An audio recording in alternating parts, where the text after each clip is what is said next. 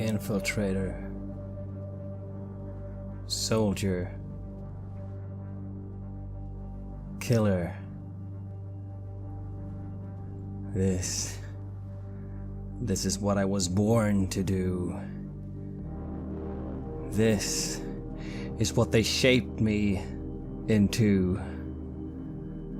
This is who I am. This is Red Moon Roleplaying.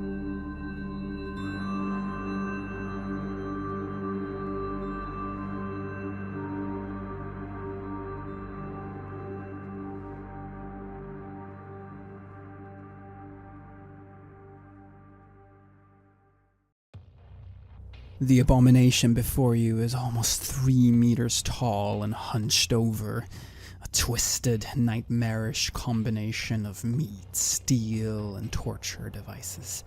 The eyes are large and yellow, kept within a skull of black glass. Long claws made of an opal metal, and well, they have just ripped deep gashes in the walls in the room here. The air is filled with plaster and dust.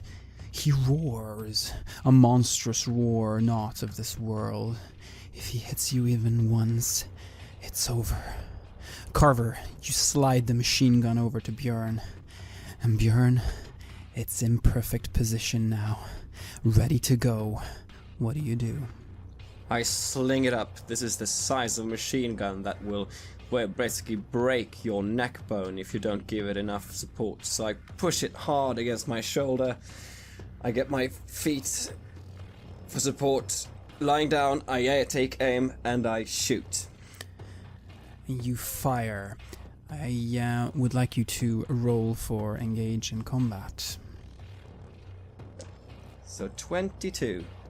You fire. The MG3 sprays a never-ending stream of bullets at the monstrosity before you. Metal pieces are torn off, hoses filled with red liquid break and leak a foul-smelling mix of oil and blood all over the floor.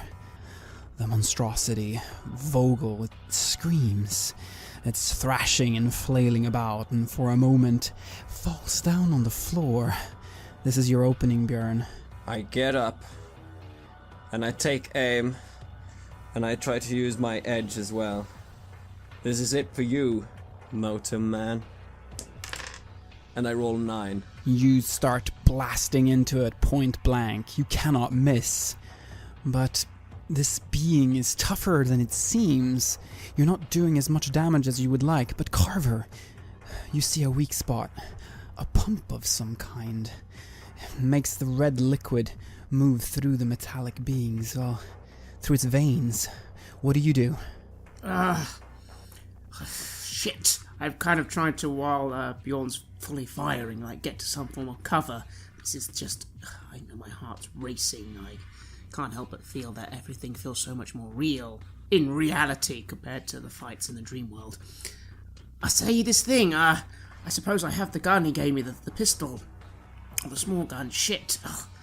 I'll try and just aim and shoot at this weak spot. Alright, engage in combat. And I get an 8. You also hit metal, and the bullet sort of deflects off. Vogel is about to rise again. He is about to slash against you, Björn. If you can avoid harm, you have an opportunity to strike again. I didn't expect this, but I am posed in a stance that will let me just basically fall backwards and land again on the floor, but without too much harm. I've got one edge for my lightning reflexes left, so I could use the recoil to my advantage, I think. Yes, and you are able to fall back. He flails in the air with his big claw and ends up hitting the floor with it. It's heavy, and he's again exposed, and you too, you see these weak spots. And instead of a pistol, you are still holding the MG3, and there are plenty of bullets left to go. I roll on the floor in my fall, and I get up and take another aim. And I try to get for this weak spot as well. As many bullets as it will take. 2 again. And you fire with the MG3, the machine heart smashed to bits. But you don't stop there, do you? You continue firing, and metal pieces fly off. This armor, it's just torn off of it, and a big wriggling larvae is exposed. Yellow, it's starting to crawl out of the metal armor. What the hell is that? I shout. Oh, fuck, shoot it! Shoot it! And I shoot. And you shoot, and it's squished, leaving only foul-smelling yellow fluids behind. Yellow fluids are thrown and splattered all over the walls in the room. And for a moment it is silent, but it won't be for long. Carver, what do you do?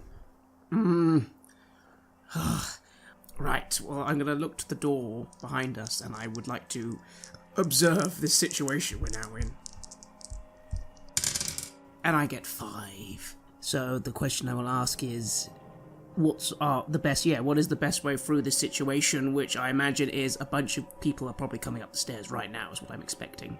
That's all I have time to think about. Yes, there must have been other people on this floor. They will be here very, very soon, but you have an opportunity still. You are in his office. If there's proof, if there's documents, if there's anything that can lead you to what you're searching for, it must be in here. Bjorn, guard the door. They'll be here any minute. We don't have much time. And I just sort of spring up and just start, searching around manically. The doors are still open all the way to the stairs. What I want to do is I want to get up to the door of 10 that is closest to the stairs and just shout out in a voice as like to vocals as possible. Anyone that gets up here gets ripped in half! Roll for a chameleon. 20. And you yell that, and you hear, "Are you okay? Vogel, what's going on?" Do I recognize this voice? Is it, No, it is not a voice that you have heard before. I'm fine. I'm fine. Just stay down. I want to handle this myself. And they are quiet. You have bought yourself some valuable time here. Carver, you search around manically in the office. You find several letters. There's one in particular that stands out. It's stamped with the same symbol that you found carved in Pagodan's floor, the C with the lines through it. Look at that one. Open it. You open it. The letter is dated the 24th of September. Dear Herr Vogel, from this date forward, I am assuming supreme command of Slava and oversight of all future operations. Colonel Leskov remains executive manager of the Moscow section and F3. I presume that our continued cooperation, as per our original agreement, will be satisfactory. A larger delivery is planned for the end of November. I would appreciate your attendance in Moscow to discuss the matter further. We share common interests. General Strelkov of the Soviet Air Forces. Carver, 24th of September? That's 3 days after the ritual at Pagodan's mansion. One of the incarnates, perhaps? General Strelkov is his name. I make note of that. I pocket the letter. You don't have time to think much more. There is people outside now. Bjorn, you can hear them whispering about the Nationalist Front. They think that the Nationalist Front has attacked. They're worried, but they are following orders. Get me Freude. Get Freud up here and him alone. Yes, sir. You hear. And someone is moving in the stairs. I look to Bjorn, and then just while, again, we seem to have time, I'm just, again, searching through more letters, opening things. You find a letter to Vogel. It reads, Dear Ernst, I'm writing to ask you a favor. A number of men have been pursuing me for several weeks now. They appeared in my dreams and then later in the waking world. I'm afraid that they are after me and our friends, Mahler and Pagodin. I think they've already killed an old acquaintance of mine, a woman. I believe this was an attempt to lure me out into the light, possibly French or Danish death magicians. I would be very grateful if you could help me dispose of them. I will stop by to discuss the issue further. It's signed Philip. I see. I pocket it. I grumble under my breath and say, bloody fools, the lot of them. So at this point, I'm thinking Slava, the Slava organization. So what information, I'm thinking, are they a military outfit then? If they've got generals involved and arms dealing, what have we gathered so far about what this organization actually is? You do not know anything about Slava at this point. You will need to investigate it further. But it seems to be some kind of an organization in Russia. And you would not be surprised if it's something similar to the organizations here, some kind of non-governmental organization that is trying to effect political change. I relay this to Bjorn very quickly. I go, Bjorn, I think... I try to show him, and obviously he's got his attention on the door, and I sort of look, and I go, just say names, General Strogov. Kara, can this wait? Sorry, Kara, wait. All right. And then I kind of fall silent, and I'll just sort of start standing by the window, and I'm just looking out. I'm guessing we're now in a room 3 stories up with no easy exit. It's 9 meters down. I mean, this would be a potentially fatal fall if you were to try to get out the window. You must get down the stairs somehow. Björn, you hear from the hall outside, Ernst? It's the voice of Leo. What do you intend to try to do here now? Okay, so what I think, I want to lever his fear and sort of his hate of Vogel and try to use it to our advantage. Maybe he doesn't mind this as much. Maybe he would prefer being the leader just as he was before. I'm thinking I can use this to our advantage, and I want to lure him into the office. I want to show him that Vogel is deader than dead, and then, if I have to, I'll take him as a hostage to get us out, but that is the last resort. I would prefer it if we could somehow solve this diplomatically, just make sure we get out alive. You hear Leo outside the door. He is waiting for your next move. I open the door, I'm putting down the machine gun, and I'm taking up the Sig Sauer P226 with the silencer. And I open the door and aim it straight at him. He looks surprised at first. He raises his hands and he starts to approach. Get in. He follows, and he is now inside here. Leonard Freude. He looks at you with curiosity. You sense no fear, and he's actually looking at you now. He's intrigued by what he sees. I'm holding my hand with the gun, my other hand as support, and I say, "We have a gift for you, Leo. Please come into the office." He nods and moves towards the office. I try to keep some safe distance so he doesn't try any maneuvers. He sees the gruesome sight in there. You wonder what someone who does not see through the illusion sees here, but you believe it to be quite macabre. He moves his hand up to his mouth, and you can see him begin to cry silently. Not tears of sadness, though, Carver. Tears of relief. Yes, that's right. He's gone. I know you were once head of this operation, and I don't mind if you are again.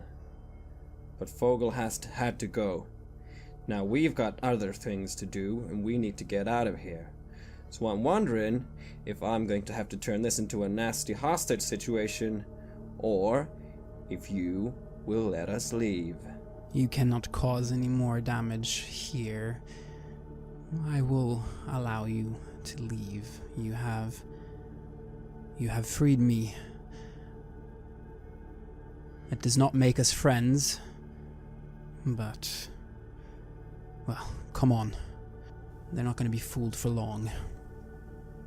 Wait, what do you know about Slava? Russian nationalists, people who want to take the country in a better direction. They want to recreate Tsarist Russia. Want to make it like it was once before, when the country was truly an empire, not filled with decadence, not this communist nightmare that it is today, but something beautiful, something pure. That is what they want to recreate. We think alike in many ways. I will briefly look back on the hideous creature on the ground, and I'm, a moment of curiosity, like he's still just there, like he's not vanishing or disappearing. He is here. The remains of him are here.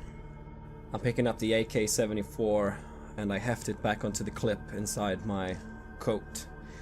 And then I keep the gun just in my hand, but inside of my coat. Leo leads you out of the door. You see on the other side of the hall here, close to the stairs, another room. A number of people are sort of looking from there with weapons drawn, taking cover by the door and behind and desks. They look truly armed to the teeth. But Leo comes out and he motions to you. It's okay. It's okay. I nod. They are with Vogel, they're with us. And he just starts to lead you away, and you see them puzzled at this, but they do not dare to challenge his authority. And you move down the stairs, and you come down to the first floor. Somehow, White Aggression is still playing. The soundproofing upstairs must have worked as advertised. The drinks and the extremely loud music seems to have done its trick as well. The neo-Nazis are still rocking out, doing Nazi salutes and spouting their hate. Leo pushes his way through the crowd and leads you forward. And he leads you to the exit.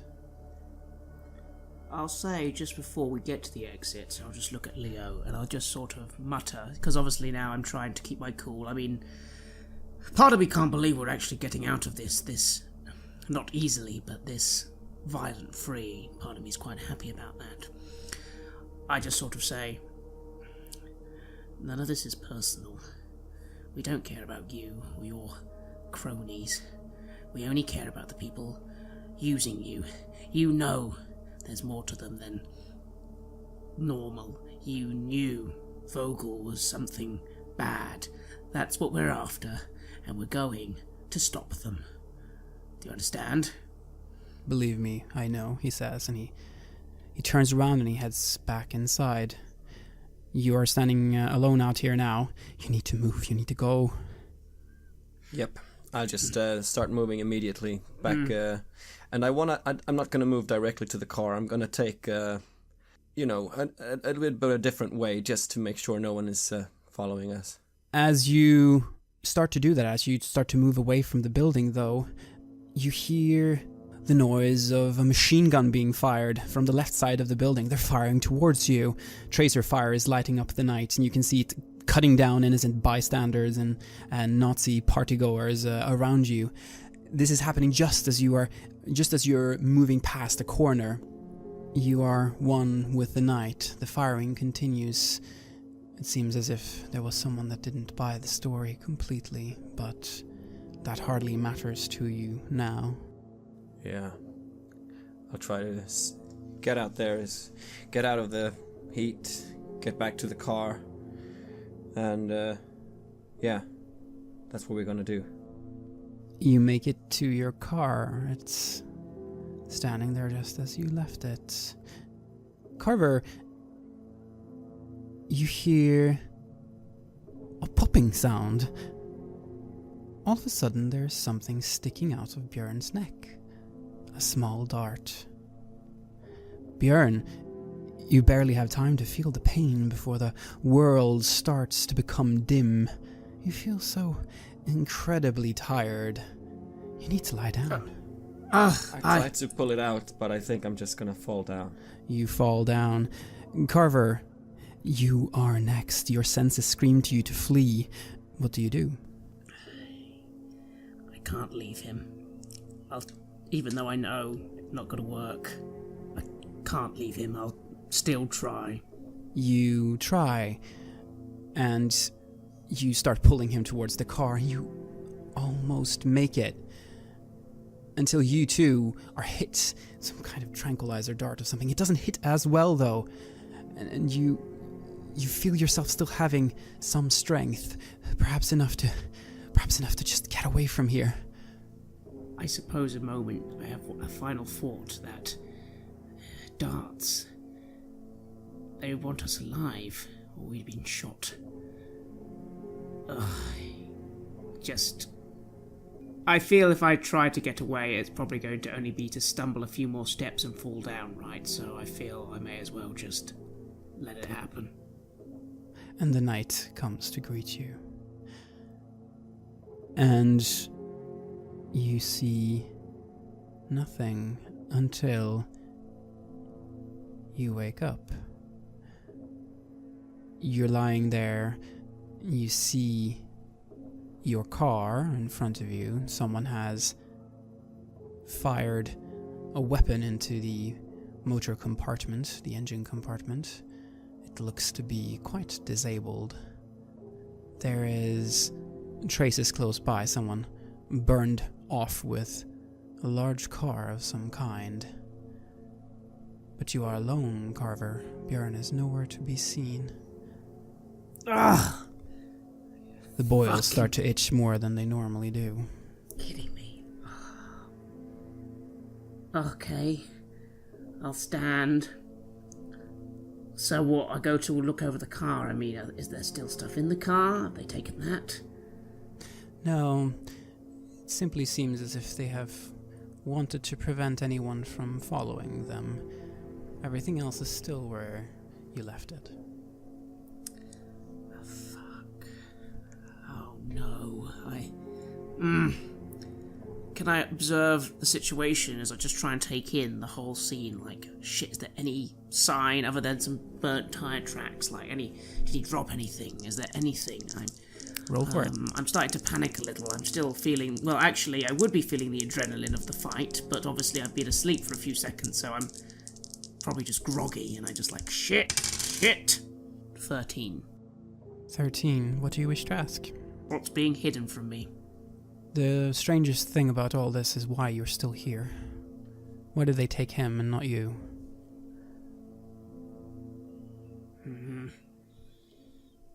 Other than that, there is nothing hidden here. The tracks from the wheels of whatever car this was, it looks to have been perhaps a van of some kind. There's not much to go on there. You literally have no idea where they've gone. This is bad, Carver. This is really, really bad. I know it's bad. Fuck. Is there like a payphone anywhere nearby? Yes, you can find a payphone quite easily. It's become quite late now in the night. Way past midnight. You were out for several hours, it seems. Perhaps around 3 o'clock now. I shall phone the only person I really think could actually help at this point, and it will be Lucas Schneider, because I don't have anything else to turn to now, and he's the only person who might even be able to assist me a little. I know I've already called in the favours by this point, but... You try to call him on his home number then, I suppose. I would have it, yeah. So yeah, I'll ring. You ring. Who is this? It's Carver. James Carver. I know I'm calling you late. I know it's been a while. I'm in trouble. Lucas, I just need some help. Not police help, none of that. I just need some help from you, please. Carver, I wish I could help you, but I'm sorry. There's nothing further I can do for you. Our dealings are done, remember? I gotta go back to I'm not sleep. asking you to break any law. Oh, fucking son of a bitch!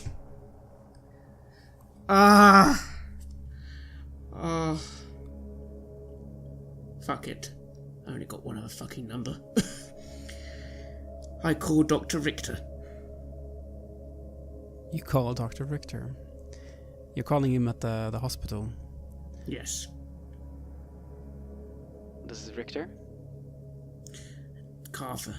James Carver. I need help, Dr. Richter. Seriously, in return you can take more samples, you can look at me, whatever. I just need a car and a place to think. That's all I need. I think I have just the thing here. Why don't you make your way over to the hospital? And, yes, I would love to see how the disease is progressing. Yes, come, Carver, come. I'm gonna need do you know any, discreet cab services?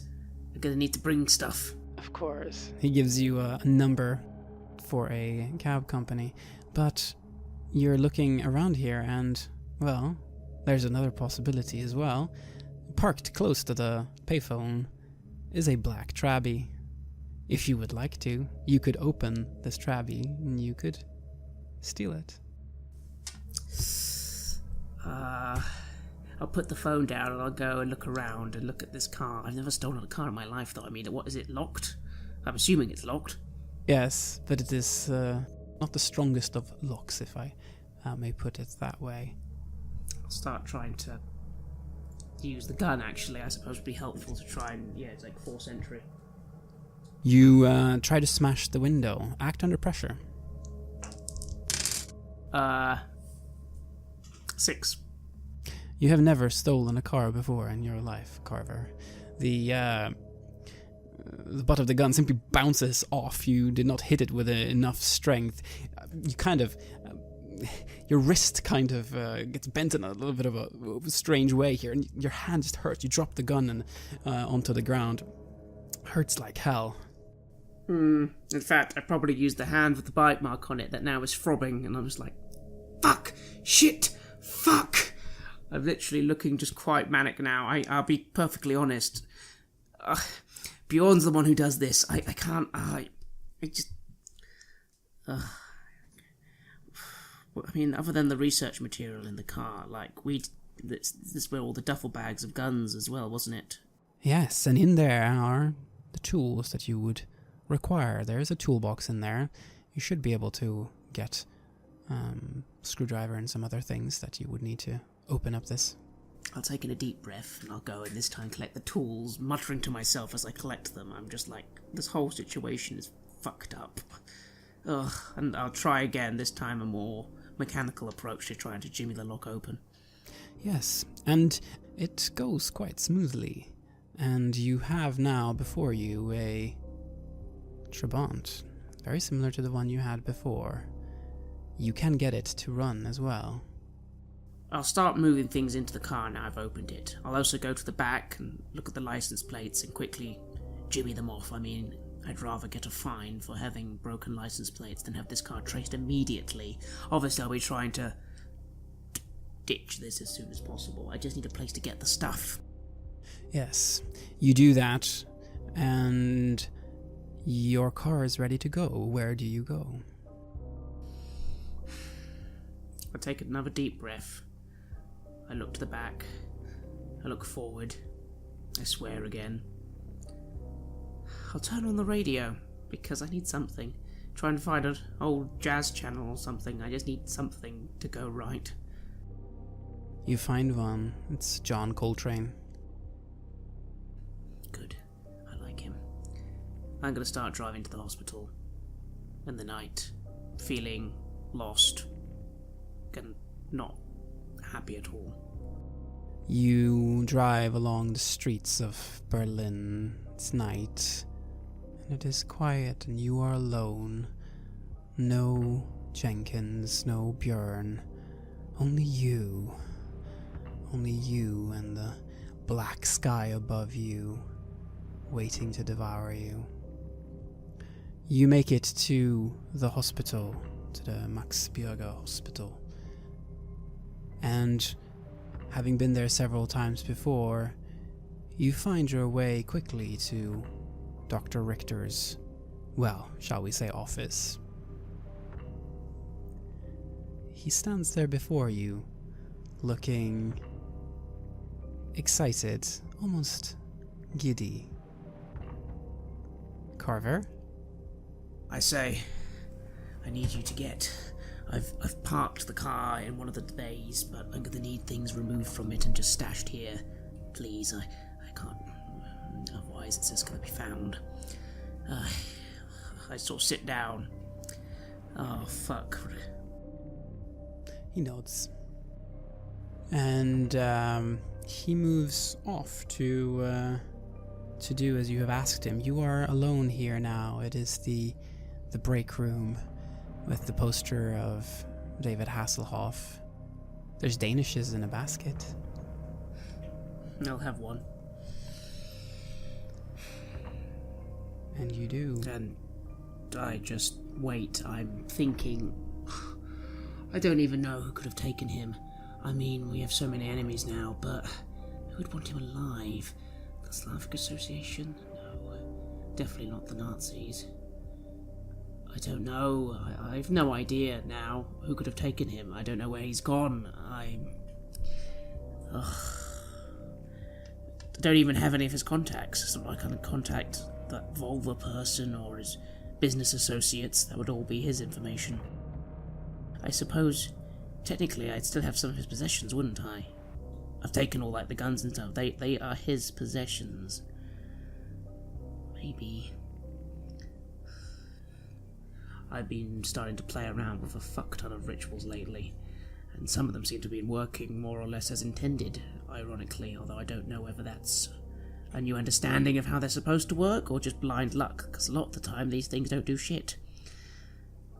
But maybe there's a way of finding out where he is, based on his possessions.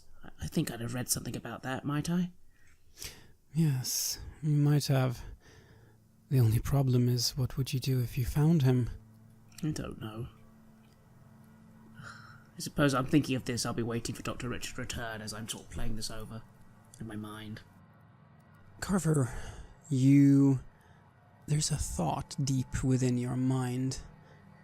A possibility that you have contemplated, that you especially contemplated many times in your youth, that you put to use once with rather catastrophic consequences, but it would not happen like that this time.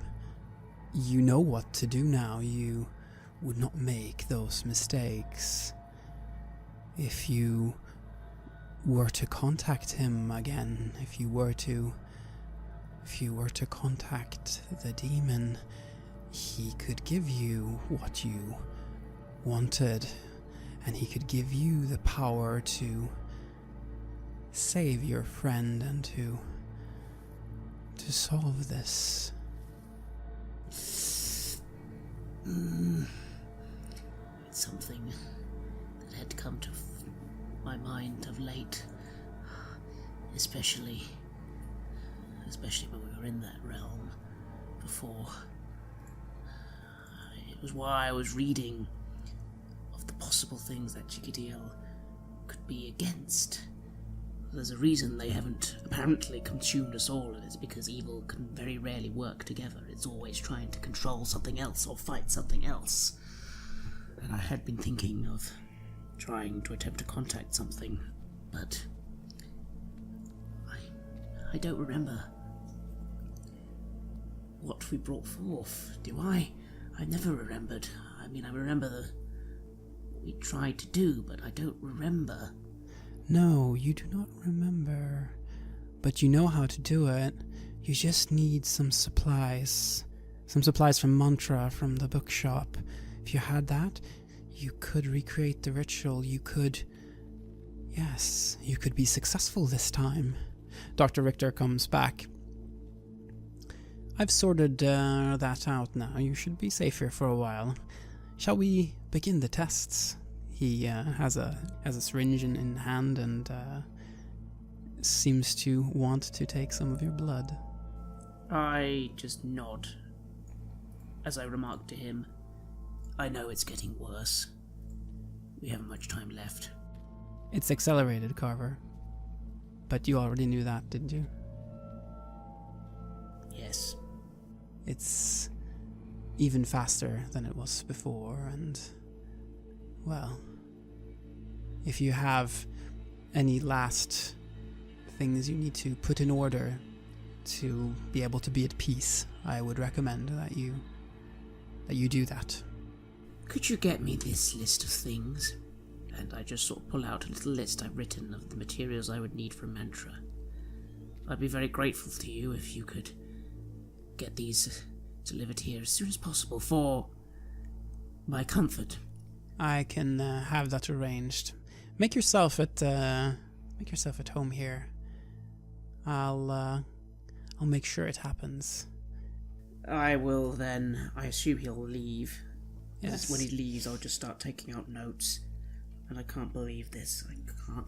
But maybe it's the only way. Otherwise, there's no chance. And I can't go. I can't drive to this address. I have no idea what to even expect.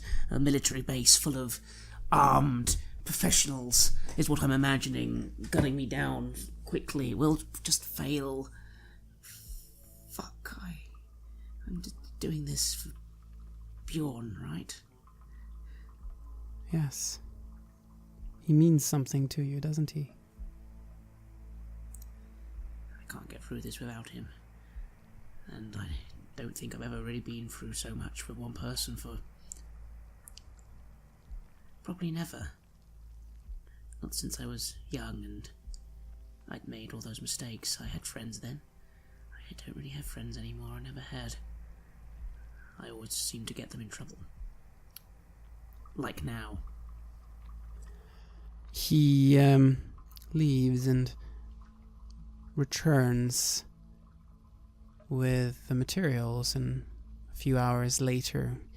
What have you done in the time? You've been sitting and thinking about things, I assume? Yes, and I've been getting ready what I'll need. Rituals of protection, rituals of safeguarding. Where will you carry out the ritual? Which room? There's this break room, but it is hardly adapted to your needs. There is, however, that room where you saw the body of Magda, the one with the vats that held these worm-like creatures. That should be big enough. That would do. I mean, I'm also anxious because the number will be very small, one of me. But maybe with some extra protection, it'll be fine. I mean, I close my eyes because while I don't remember what happened, I do remember what we wanted. Ugh, pathetic, stupid things. Some luck on card games, and good luck with the ladies, a little bit of personal magnetism, maybe some money. Oh, we just thought it would be a joke. Summon things from beyond to get the little things we wanted. Oh, how fun that would be. Oh. So you set up in the room that had Magda's body before. It is now empty. Dr. Richter asks you with a smile on his face, "Is it okay if I watch?" You know what I'm going to do? Or think you do? I have some ideas about what these things are used for. You know that I have a, interest in these things. You understand I'm not trying to get much. The more you ask for, the higher the price. There will be a price. I don't quite know how I'm going to pay it. Well, there's only one way to find out, he says and smiles. And Carver, you begin the ritual. What do you do? 4 bowls have been set aside at the 4 pinnacle points north, south, east and west. They have been lit with incense. A large inner circle has been drawn in the middle of the room, in appearance in many ways quite typical from what you'd expect for a summoning circle. It's got all the triangles and symbols of the faith, similar to a cross between both Wiccan symbology and also Egyptian. It's a strange mixture, really. Part of this is based on what I know, and part of this is improvisation, because lately it all seems to have been blurring into one, these sort of things. I'm still not always 100% sure of which philosophy actually works. There should be 4 individuals at each point. I do not have those. I have instead left little outer circles. In each one, I've asked the doctor to supply blood packs. There won't be anything in them, person-wise, but I'm hoping that blood and the power of blood and the protection might at least hold things for a while. I'm again hopeful that I'm not trying to summon anything big, and I'm not trying to take too much. If you take too much, you'll have to pay for it. After all, I'm doing this for one reason only. I'm not trying to gain for myself. As I'm preparing the ritual, the symbols, the appearance as well, I think for a moment whether robes and incense burners in hands are actually required. I think they're not. So much of the time, that sort of stuff just for show. I will, however, say to Richter, I've only done this once before, you know. And it didn't go well. Although, do you want to know something interesting? Tell me. I don't quite know why. The funny thing is, the way I remember it, we did everything correctly. Maybe we didn't believe enough, but we did the steps correctly. I don't remember what happened then. But when it was over, the other 3 were dead, and everything had gone to hell. But Doctor, they were dead already. They weren't killed by the fire. They weren't killed by something I saw. They were just already dead when I awoke. I was fine. I don't know why that is. Well, I suppose we will find out. I don't say this to him, but inside I am a little afraid, because I'll be honest with you, I've always been afraid of that question, why? Why was I alive? If everything had gone wrong, why was I not so dead? I, due to the blood supplied by the doctor, do not feel the need to have to draw my own, but I begin salting the inner circle. Salt is important, I think, normally. And then I will begin the chant that we used back then. Using the notation I have, managed to draw the basics of it. The only thing we don't have is a name, although it occurs to me after the ritual Trigidiel imposed on us that back then I didn't even realise Trigidiel was the name. Maybe there's something in the ritual that will assist with that.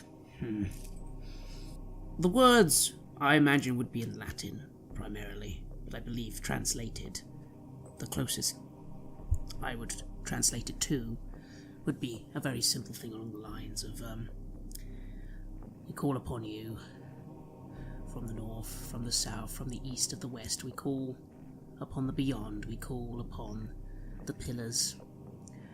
The pillars. We call in the eyes of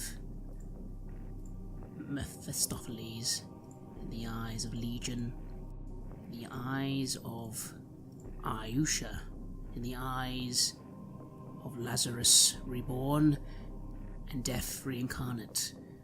Come forth if you will, come forth and take offering. Come forth if you will, come forth and obey.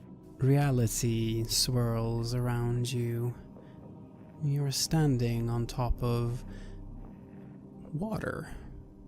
an endlessly deep ocean beneath you. Everything is bathed in a warm yellow color and heat shimmer. You're standing there all alone. Dr. Richter is not here. There's a black sun that emits a mix of darkness and yellow light at the horizon. It's very large. There's a presence there, a presence larger than you can comprehend. It stares right into your soul, Carver.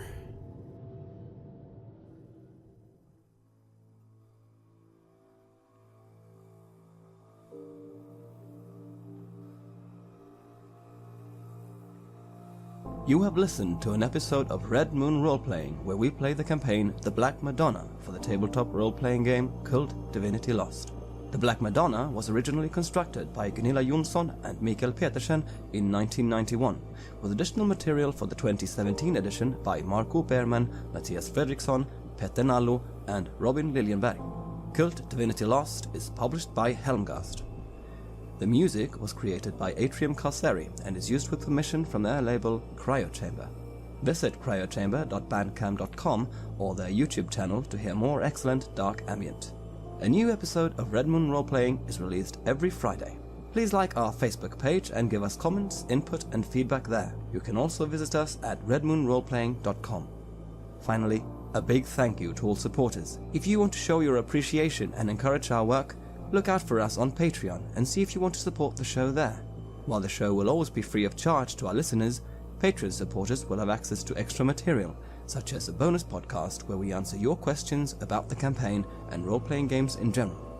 If you just can't wait, you can even get access to the full-length, raw and unedited versions of our gaming sessions way before they are released as finished episodes.